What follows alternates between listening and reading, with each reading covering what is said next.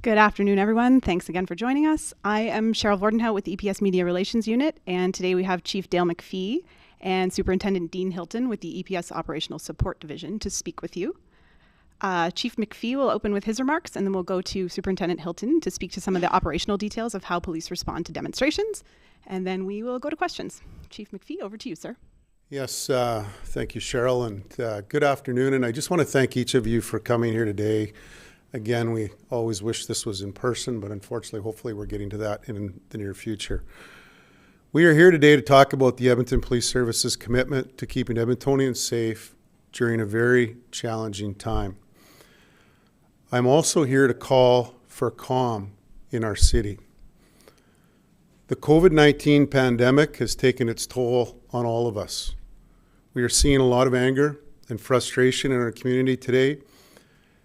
A divided community can be a dangerous community. Let's be clear, safety above all else is the EPS priority. We are committed to keeping the residents of Edmonton safe. We are committed to keeping the visitors to Edmonton safe. We are committed to keeping protesters and counter-protesters safe. And we are committed to keeping our members and frontline officers safe. For the past 3 weeks, loud protests have taken place in Edmonton, with many people coming from elsewhere to participate.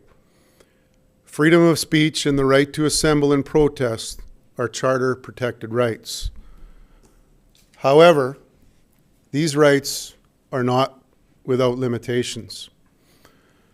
There are many things protesters have been doing across Canada that are not charter-protected rights and, quite frankly, are not legal. Luckily, we have not seen these issues to the same degree in Edmonton. As the Edmonton Police Service, we have been committed to monitoring local protests, addressing issues as they arose in a safe, measured manner to prevent escalation and encouraging the protests to conclude and move on, for people to go home at the end of each day. For the residents and businesses in our downtown who've endured the noise and disruption each weekend. We know this has been a stressful and concerning time for you. For 3 weeks now, we have managed to limit this disruption, prevent any entrenchment, and limit any escalation between the protesters and residents, between the protesters and counter-protesters. This is thanks in the great work to our members who have worked hand in hand with the provincial sheriffs and the city of Edmonton. We are committed to keeping people safe and maintaining peace in our city. I'd like to take a moment to address the noise injunction. I understand this was well intended and the request was sincere, and I just want to say that up front. Unfortunately, it did not provide the effective outcome that so many people were hoping for. As it stands, the injunction does not grant us any more power than we currently have through existing bylaws, and the power it does grant us is simply to arrest and remove. It does not contain any provisions to deal with the contempt or any charges resulting from a violation, and we have no residual authority to detain those who violate it. But make no mistake, we are committed to maintaining public order, and that means using discretion. Superintendent Dean Hilton will describe in more detail in just a minute what the EPS has done over the past few weekends and the plans to continue what we continue to do to ensure the safety for everyone in our city. What I want to say next is very important. Imagine if these protests are fires. Now imagine instead of using the platform to throw buckets of water on the fires, politicians, protest organizers, and public alike were throwing buckets of gasoline on them, fanning the flames. I'm asking and imploring political leaders, community members, everyone across the spectrum to help us put this fire out. We need to turn down the temperature. Many people in our country are very angry with each other for sure. But our political leaders, all leaders, everyone included, need to rise above this anger and focus on helping bringing this to an end. This moment does not require more polarization. It requires less. The risks of not bringing down the temperature down are clear to everyone. The more rhetoric, the more anger, the more protesting and counter-protesting, the greater chance of someone getting hurt. The Edmonton Police Service's job is to keep people safe. Our job is to make sure our protests happen lawfully. Our job is to prevent confrontations between protesters and counter-protesters. Our job is to work with our community to keep the peace. And one of my jobs as your chief of police is also to look after the safety and well-being of my civilian and sworn members. This pandemic has been hard on all frontline workers, but it's often lost in the conversation that police are frontline workers too. Most importantly, they are human beings. They are fellow Edmontonians. The past 2 years have been relentless, and they have given so much to keep Edmonton safe.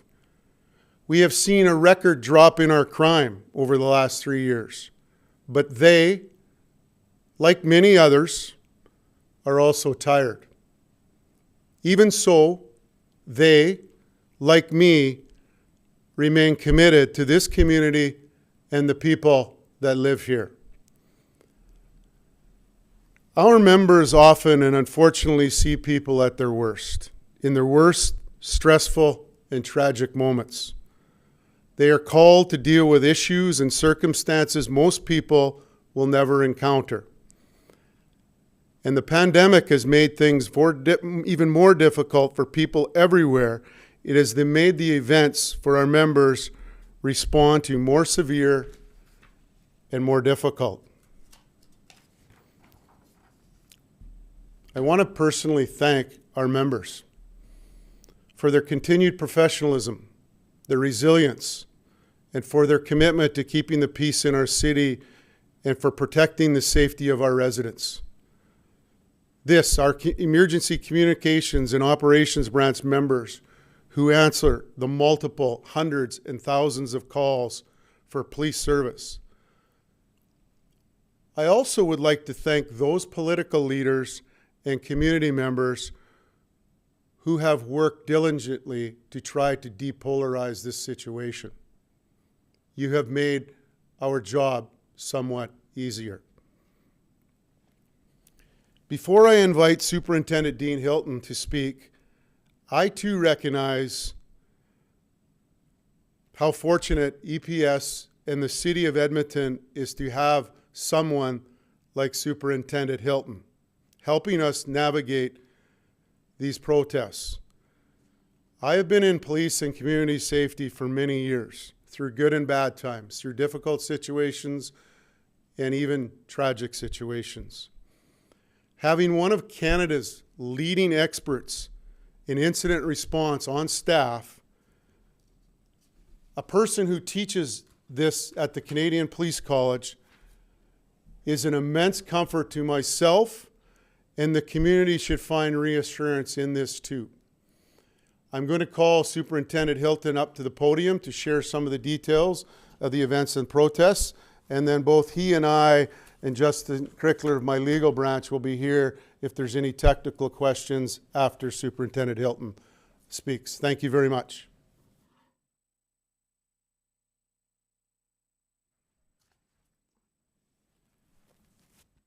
Thank you, Chief McFee. Good afternoon, everybody. So I'll just start by going into a bit of a discussion here or presentation here just to explain a little bit about our policing strategies here. for major events. So policing during a major event, like a demonstration, is intricate. But as the chief mentioned, our priority is the safety of all participants and the public. Our responsibilities are entrenched in common law and statutes requiring us to remain objective, manage conflict, and minimize disruptions while respecting individual fundamental charter rights. The Incident Command Program is activated for large-scale or major events such as the ones we've seen the last few weekends. This includes consideration for major human or natural hazards or major event crowd management or control events. Through situational and risk assessments and engagement with other municipal and provincial agencies, the EPS devises intelligence-based response plans to maintain order and public safety. During a protest, we balance many objectives while maintaining a proportionate and measured approach. Police presence and response goes well beyond those officers that you may visibly see directing traffic and engaging with protesters. Depending on the circumstance, our response can consist of several different internal units, including our police liaison team coordinator, who assists in facilitating open lines of communication with all involved parties to mitigate risks where possible and to ensure lawful protest. We engage a command team who works with external partners to plan, coordinate, and oversee the operational deployment for the event. We include teams such as our disruption and public safety unit, who can help us with rapid events or crowd management to areas that need extra attention. They also engage with the public at these events, engage in discussion to try and keep people knowing what the expectations are. Our traffic enforcement section works to maintain traffic flow on key roadways by ensuring ingress, egress, and the very important ability to facilitate travel of first responders. Flight operations is engaged for the purpose of real-time intelligence. They can give us invaluable information, including updates on the size and location of crowds, convoys, and they assist in the identification of incidents that require further police response or investigation. Our investigation response section, which supports in the event of criminal activity requiring further follow-up. Enforcement can take a variety of forms and includes the application of discretion where deemed necessary to maintain safety and to mitigate disorderly conduct. Protests can be very dynamic events driven by a lot of emotion. Our practice includes a strong emphasis on education for compliance, providing warnings as a de-escalation principle to prevent situations from becoming further inflamed. This said, our response also includes ticketing and arrests as deemed necessary and safe to do so. When unsafe, we will gather evidence and evaluate follow-up enforcement or ticketing. There are a number of bylaws, provincial acts, and criminal statutes that provide us with the authority to achieve our intended goals. Proper exercise of police discretion should not be construed as a failure to enforce the law. I'd like to take a moment to speak about our response to counter-protesters this weekend. As we have heard in the media, there was some concern about the management of that. Any protest group has the right to lawful protest. Any protest group may, in accordance with the law, have or express their feelings and beliefs. However, they must do so lawfully. Pedestrians blocking roadways is a definite safety concern. Furthermore, lawful road protest away from a roadway is much safer for the people involved. Blocking roadways is one of our objectives with respect to certain protests. If we block roadways and create major blockages of major thoroughfares, it creates significant risk to public safety. That being, if first responders and critical workers are unable to respond to emergencies, we do create some significant concerns for safety of our citizens in our city. Our response was formed partly on information that another protest group may be traveling to the area to confront individuals blocking the roadway. Our commanders have to make quick decisions, and at that time they determined it was necessary and appropriate to move our public safety unit members into the area and work with the counter-protest group to ask them to move off of the roadway. That again allows us to ensure that traffic keeps moving, and it prevents the blockades, which again could create public safety for emergency vehicles being able to respond. Equipment worn by our members is the same as any other protest. Our members have to be prepared with the tools to be able to react to any type of behavior they may be faced with. They will, again, based on our reasonable officer response, act accordingly with respect to how a subject portrays themselves to the members. The EPS monitors a number of planned events, and we continue to assess an appropriate police response to each one that focuses on safety and minimizing disruption. I would like to assure the public that we are monitoring and planning accordingly. Protest situations, especially these particular protests, are fluid and constantly changing.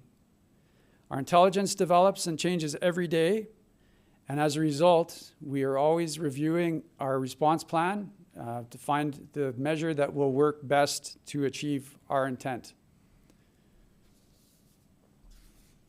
We intend to continue using the tools available to maintain safety and mitigate disorderly conduct.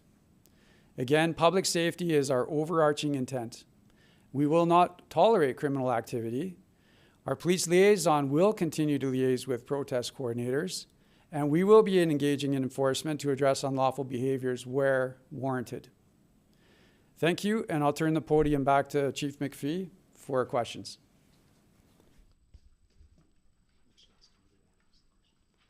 Okay, so we will start with one round of questions, including a follow-up. And if you could specify who your question is for, if you can, that will help us move this along. We just have Chief McFee for about 40 minutes today, so in the interest of giving everyone a chance to ask questions about the protests, we'll try to keep today's topic to the convoy demonstrations, please. And if you have questions about any other issues, of course, you can reach out to Media Relations, as always, and we'll help you out. There are lots of you on today, so I'm wondering if we can keep it to maybe like 2 reporters per outlet. That would be helpful in moving this along. And I'm going to go in no particular order. We're going to do CBC, then the Global, then the Journal, CTV. I see a 6:30 Ched on there. I don't know if you guys are asking questions, and then we'll do Progress Alberta. So starting with CBC, does anyone have a question?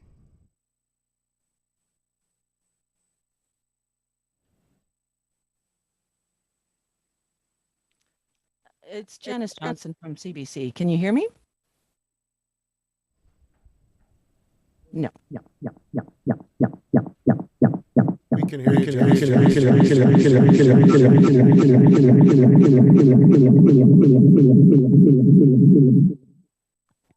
Chief, thank you for taking my question. I'd like to know if you were disappointed at all about the public reaction to what happened on the weekend, and that reaction that was reflected on social media.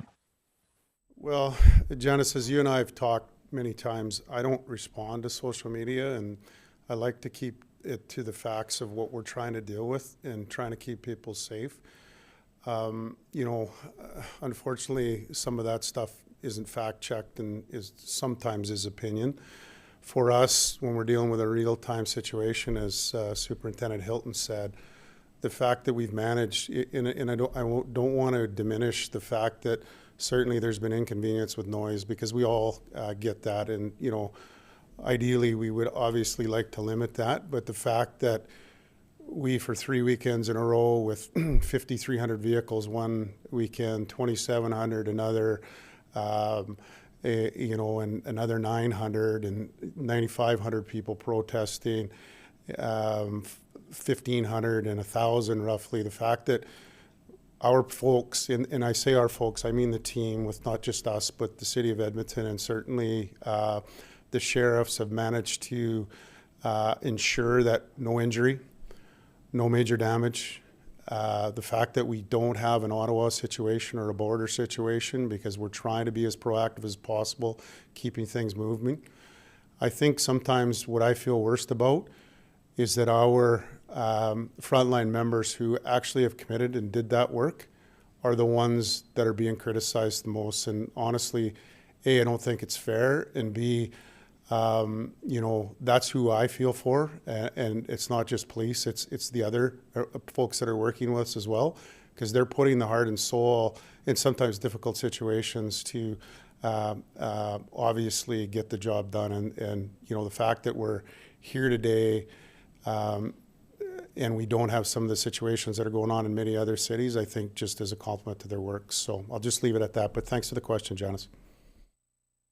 And as a follow-up, are you at all concerned that there could be a situation develop in Edmonton like we saw in Coots with the weapons that were seized, and certainly the entrenchment that is existing in Ottawa? How do you know that protesters here are not armed? That's just it, Janice. You make a very valid point, and for us, we treat every protest, and let's when you get large-scale protests, let's just think of it as a practical thing. Coots is also in Alberta. There's a possibility. We track intelligence that some of these people are, let's say, they're professional protesters, or they don't come for the same reasons as maybe the majority do. That's why it's important that we keep things moving. We try not to have engagements back and forth between protesters and counter-protesters, and that's why when we step in, even though sometimes people might not feel it's for the reason, we try to avoid those confrontations at all costs, because you're quite right. When you see weapons, and you've seen this in similar situations in other parts of the country that were in Coots, that's always a front of our mind. And when we look at these, as Superintendent Hilton said, ticketing is great, and we realize people need to be held accountable for the noise. But I can honestly say that's not our number one priority. Our priority is safety. The inconvenience and some of the irritation that creates is absolutely something that we're concerned, and we appreciate the citizens' frustration. But we're always treating large protests like this, because there's people that tag into these things that don't have the same intentions as a peaceful protest. And so it's like anything else, that's always got to be in the front of mind for officers when they're looking at this. And that's the very important piece, why we do a lot of upend, front-end work with the community building, with the organizers and people that are actually setting the protests up. And that's why we have a full-time unit built for that now. And certainly to that point, as we went from 100 and some protests as simple 2 years ago to last year having, I think, 460. So that tells you how taxing this is on our police service. But the fact that we've had no major incidents just speaks to the professionalism of the people involved. Thanks, Janice. We have Madeline, Julian, and Stephen online. Were there any further questions from CBC?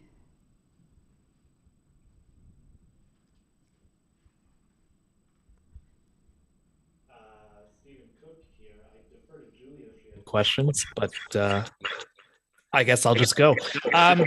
This is for Chief McFee, I believe. You talked about the injunction sort of being very limited as far as powers it can afford police. And yet, based on the information media was given, 70 tickets were issued, but only 9 of those were related to noise.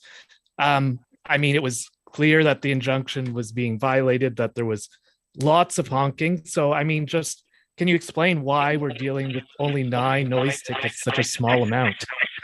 As I said, keep in mind, you've got protests, counter-protests, you got a mobile environment. Rule number 1 is to keep people moving to ensure that you don't have any long-term effects in relation to this. Number 2 is keep people safe. And number 3, not in any particular order, number 3 is protect the property.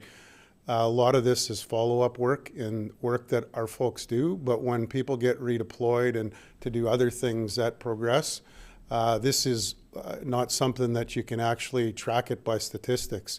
The fact that every time the tickets went up was in a large part because the number of vehicles weren't as many, so it's a lot easier to manage. I think people, certainly what I would encourage people to maybe understand a bit is there's a lot of resources that go into this and managing some really difficult environments that are changing rapidly and constantly. And again, that's part of the reason why we have Air One and we have the Emergency Operations Center set up with the city, so we have as many eyes and ears going as we can.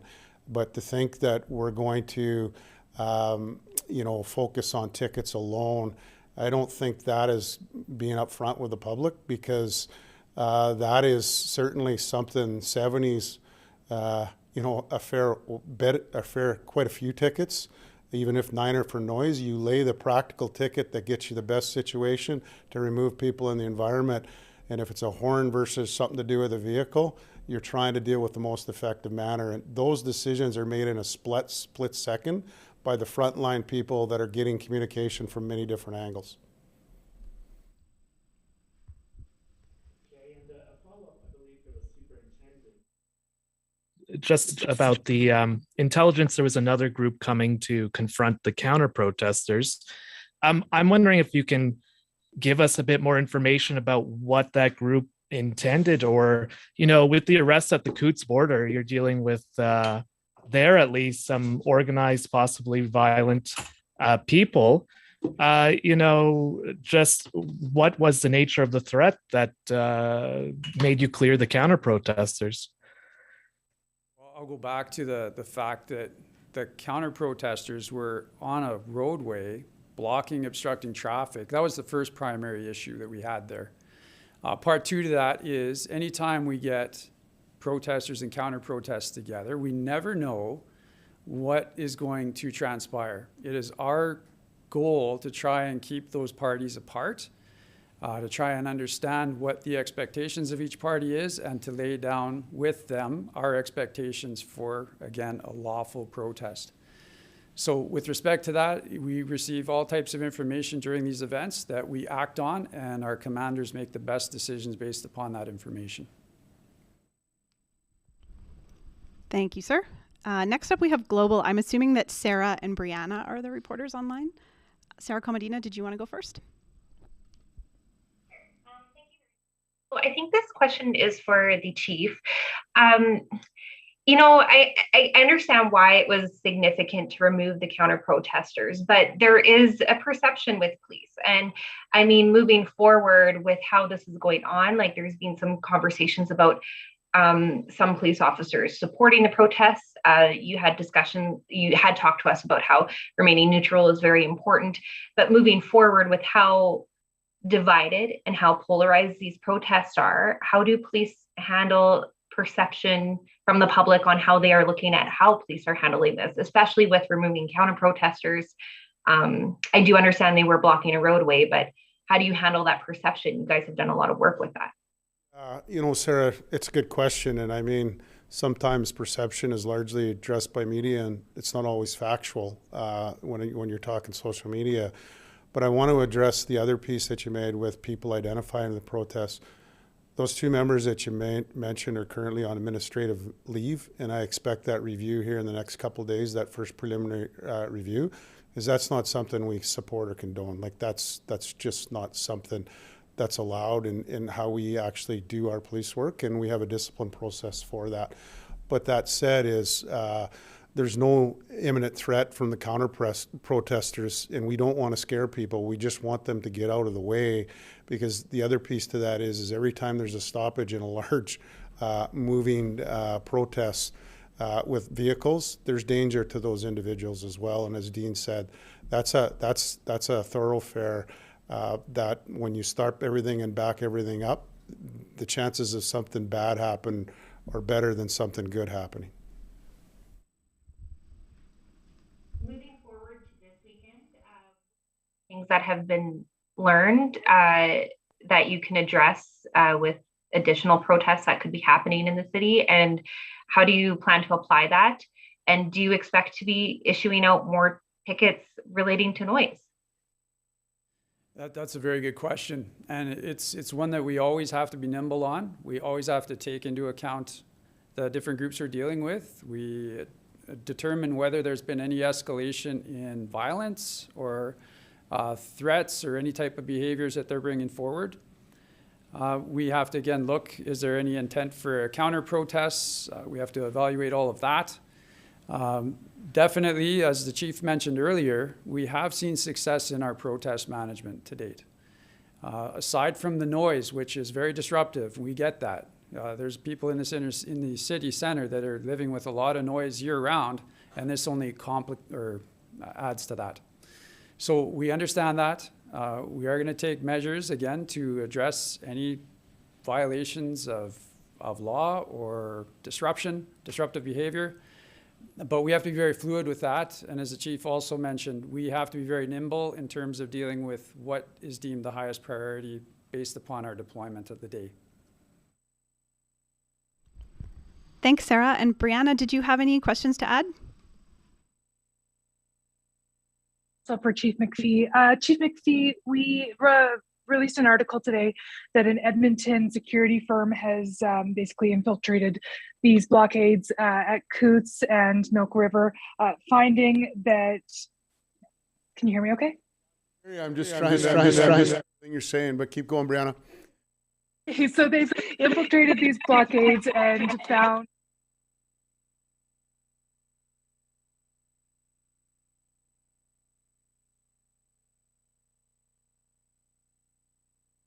and that they're planning further action, even, potentially targeting airports, including potentially EIA. I'm wondering what your intelligence is telling you about what further action could be planned by this group, and whether your intelligence is also telling you that it's the same sort of individuals. With all due respect, Brianna, and I really appreciate the question, but we're not going to share intelligence in any kind of media conference. But what I can assure you is we will prepare accordingly with all the intelligence we have, and that's what we've done to this point. And I think you highlight on how we prepare. We look at the most serious, and then we also look at the things of obviously inconvenience, and both impact people, and we get that. But I think you've just highlighted what you've seen in Coots and what you're hearing and what's happened in other major cities is what we don't want to happen here. So we rely heavily on the intelligence to make a lot of decisions, as Superintendent Hilton has said, but I'm not going to get into any of that with all due respect on this press conference, but thank you. Thank you. And just a really simple yes or no question. Do you have enough resources to respond to these protests weekend after weekend and also still balance your daily activities like dealing with organized crime, things like that? Sir, no. No kidding. And I don't want to make light of it. We feel right now that we're doing a manageable job, but as I said to you, Brianna, this is something we engage every day, and our people are getting tired. So it's not fair to say, today I feel comfortable, yes. Tomorrow it could be no, because it's taxing right now. And the point is why I'm urging for calm is I think we need leadership to all buy in here and say this is about the safety of all of us. This isn't about how you create more conflict on social media and try to, as I use the analogy, the gas piece. I think that's what we got to be cautious of right now, because that's what people are looking for on both extreme sides of this. They're looking for conflict and confrontation. And success is when you can avoid that. Success isn't how you manage that when it happens.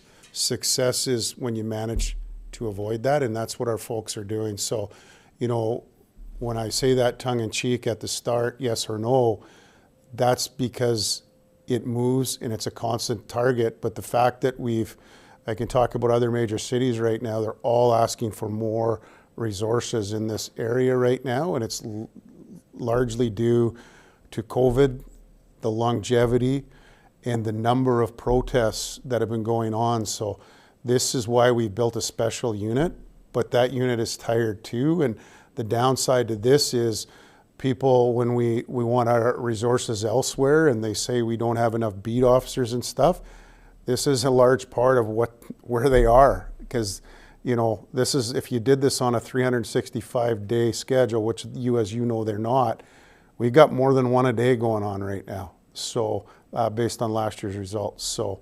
I guess I just leave it at that because it's something we're always evaluating. Thanks, Brianna. And I believe it's Anna Junker from the Journal. Hi, thanks.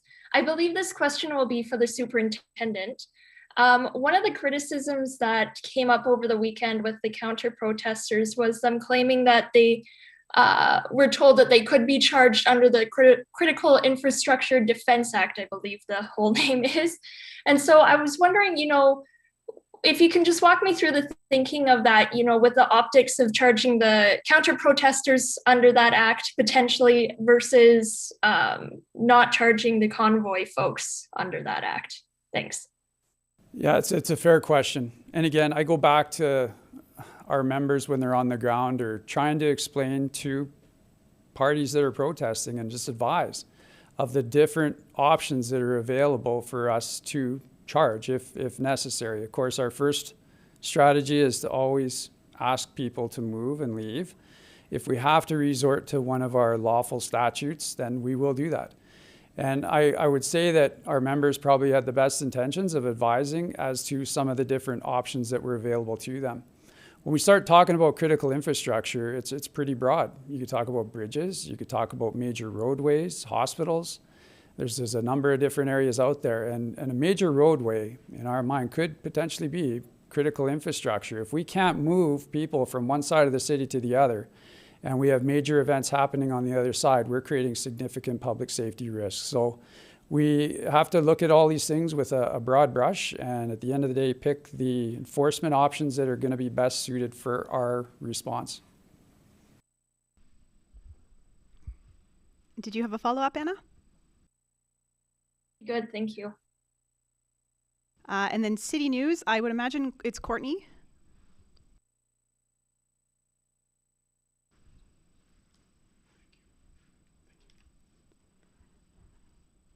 We can come back to you.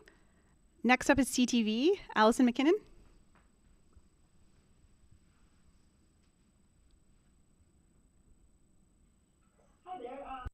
This question will be for the chief. Mayor Sohi said he spoke with you. Just wondering when that conversation happened, and if it was mostly about the noise injunction or what was really discussed there. We did, and as well as the chair of our police commission spoke on Monday evening, and we spoke about all things inclusive in relation to protests, what's going on in the country, certainly some of the things we know, sharing more information with him as the leader of our city, and including talking about obviously the noise as well. I would say, credit to Mayor Sohi. I think our understanding was very good after that meeting. And as I said here, there's things that I can't share publicly, but with Mayor Sohi, certainly we had a very in-depth conversation trying to ensure that he knows that actually we know what we're doing, that we're actually pretty good at this.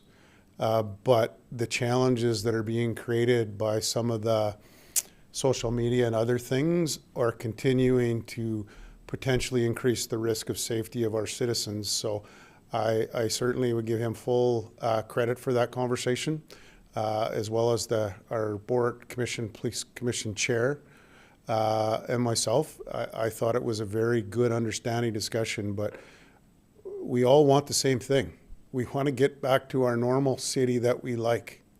And that right now isn't quite here. And, it's a combination of COVID, and it's a combination of tensions in this country that are being fueled by many on both sides of this equation. And that's why I'm asking for some calm from all leadership, all forms of politics, all forms of community leaders. We don't want people getting hurt. And did you have a follow-up, Allison? I did. I don't know who this would be directed at, but coming up into the next weekend, we're talking about if this could possibly happen again. Are you guys doing anything different, and are you hoping to see maybe some more strengths in that noise injunction, or is that kind of limited? At this point, again, we're evaluating information that's coming in. We're definitely preparing for another event this weekend based on what we're hearing. So Again, we will evaluate all those tools available. I don't know that the injunction will be adjusted per se at this point, but we will evaluate all our available enforcement options. That's about the best I can share there. Thanks, sir. And I know David Bowles from 630 Ched is on. Did you have any questions, David?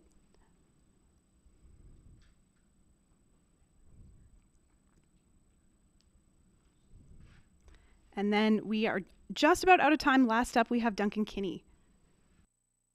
Question is for Chief McFee. So, based on this press conference, it sounds like the EPS is going to do exactly the same thing this weekend that they did last weekend. You know, next to nothing for a convoy that is blatantly breaking the law, and a swift crackdown on any counter protest that inconveniences the convoy. And are we just going to see the same thing that we saw last weekend?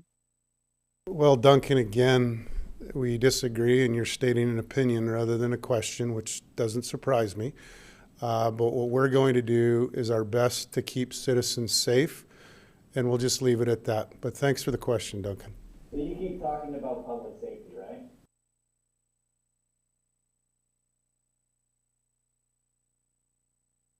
With the public, there's been 3 weekends of this. It's all been incredibly peaceful. So why won't you enforce the law? Are you talking about the bylaw where we laid 70 tickets, Duncan? But if that's what you are... Yes, 9-hole honking charges, 9-hole noise charges, that's what I'm referring to. Yeah, no, I mean, I think what you're looking for is for us to put people in jail for honking their horns and, you know... Looking for you to enforce the law. Thanks, Duncan. Thanks, Duncan. Again, we know your opinions. We've heard them many times over. Just keep them coming. Thank you. All right, we are out of time. Thanks, everyone, for participating. Very reasonable question. Just ask. Don't mute me like that. That's annoying.